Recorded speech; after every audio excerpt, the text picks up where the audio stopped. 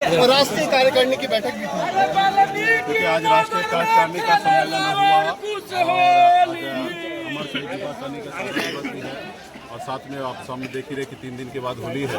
तो पार्टी कार्यकर्ता के बीच में एक उल्लास है, उमंग है कि अगली सरकार हम लोग बनाएंगे और अगले साल जो है सीएम हाउस में होली खेलेंगे। तो ये जोश जुनून है, सभी पार्टी के वर्कर है, पदाधिकारी, सब पदाधिकारी तो यूपी से, बिहार से, झारखंड से, अलग अलग कोना से पार्टी के वरिष्ठ नेतागण आए और आप देख रहे हैं कि हजारों की संख्या में यहाँ पाए हैं और सभी लोगों ने अपने एजेंडा को सिद्ध किया और आने वाले समय में मजबूती से अपनी सरकार बनाएंगे।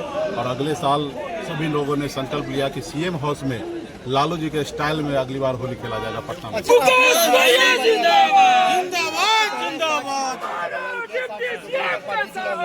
ये हमने अपनी पार्टी के लिए टारगेट सेट किया है। वीआईपी पार्टी के जो ताकत है, जनाधार है, जो वोट बैंक है और पिछले हम लोगों ने 3 उपचुनाव लड़ा है, सिमरी बख्तियारपुर हो या हमारे पुरनी में चुनाव हो या बोचा में चुनाव है, हम जब सब जगह हमने लड़ा और आपने देखा कि जगह 25,000 30,000 वोट आया।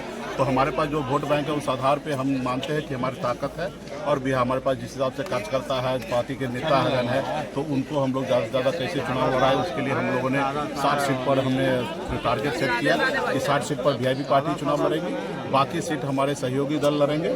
जहाँ वो लोग लड़ेंगे वहाँ पे उनको हम मदद करेंगे, जहाँ हम लड़ेंगे हमको वो मदद करेंगे। और उसके बाद साथ ही जो खास करके ये पार्टी जो है अति पिछड़ा बेस पार्टी है, निषाद समाज के खून पसीना से एक संकल्प के साथ ही पार्टी को यहाँ तक पहुँचाएं। तो 50% सीट है अति पिछड़ा और खास करके SC ST भाई के लिए हम रिजर्व करेंगे, जिसमें हम चाहेंगे कि ऐसे समाज के लोग मजबूती से जो पार्टी को यहाँ तक पहुँचाए वो ज़्यादा से ज़्यादा कैसे चुनाव लड़े उनको जगह हम लोग सुनिश्चित करेंगे। और जून जुलाई में हम लोग क्राउड फंडिंग भी का भी व्यवस्था करेंगे, अपने लोगों के बीच में जाएंगे और लोगों से चंदा सहयोग लेंगे पार्टी में, क्योंकि हमारे पास तो अभी कोई अडानी अंबानी या बड़े लोग नहीं है कि हमको कोई मदद करे। और हम चाहते हैं कि हमारे लोग चुनाव जीत के जाए, क्योंकि आपने देखा 2020 में हम लोगों ने दूसरे लोगों पे भरोसा किया, वो चुनाव जीत के बिक चुके।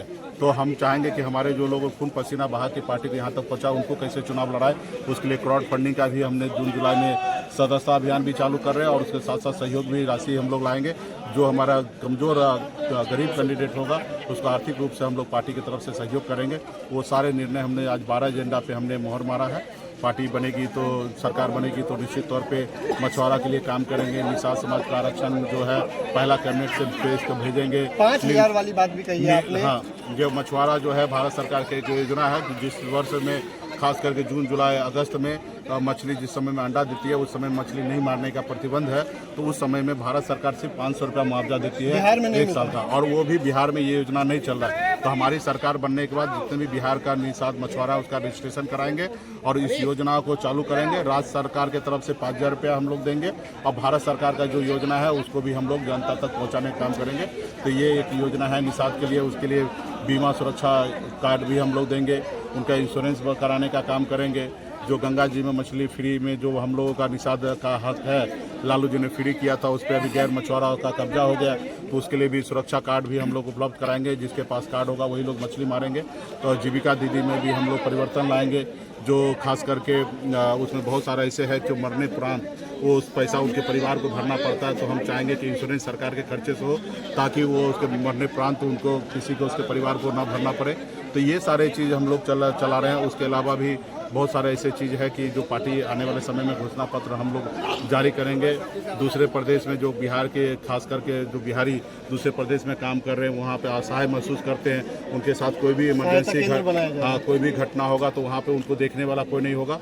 तो बिहार सरकार के द्वारा हर अलग स्टेट में अलग अलग सिटी में सहायता केंद्र बनाएंगे, जहाँ पे कोई समस्या होगा तो वहाँ पे जाएंगे और उनके लिए बिहार सरकार के पदाधिकारी वहाँ पे होंगे, उनको हर संभव उनको मदद करेंगे।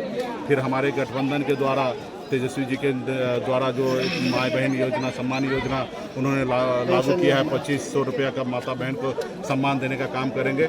ये भी गरीब के हित के है, भले हमारे सहयोगी दल है लेकिन हमें भी ये योजना हम चाहेंगे कि ज़मीन तक पहुँचे, सरकार बनने के बाद गरीब को लाभ मिले और हम चाहेंगे कि सरकार बनने के बाद वहाँ तक डिप्टी सीएम की बात कही गई है। हाँ, हमारी पार्टी का निश्चित तौर पे सरकार बनेंगे तो हम चाहेंगे कि वीआईपी पार्टी का डिप्टी सीएम हो, और ये हमारी पार्टी ने एजेंडा सेट किया और निश्चित तौर पे डिप्टी सीएम हमारे कुछ लोग पूछेंगे आपसे कि 60 सीट डिमांड करने का आधार क्या है?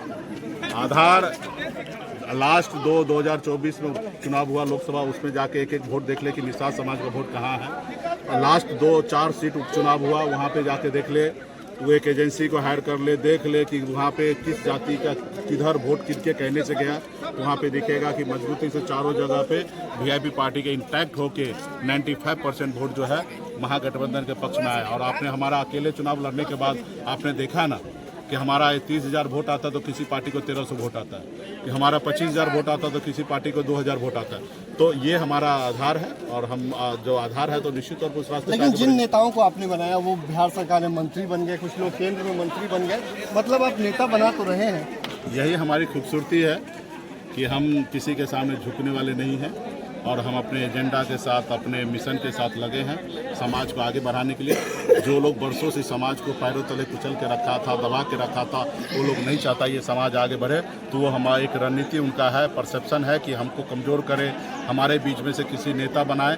तो निश्चित तौर पर वो अपना काम करे। हम लोग संघर्ष करने वाले लोग हैं, संघर्ष करते रहेंगे।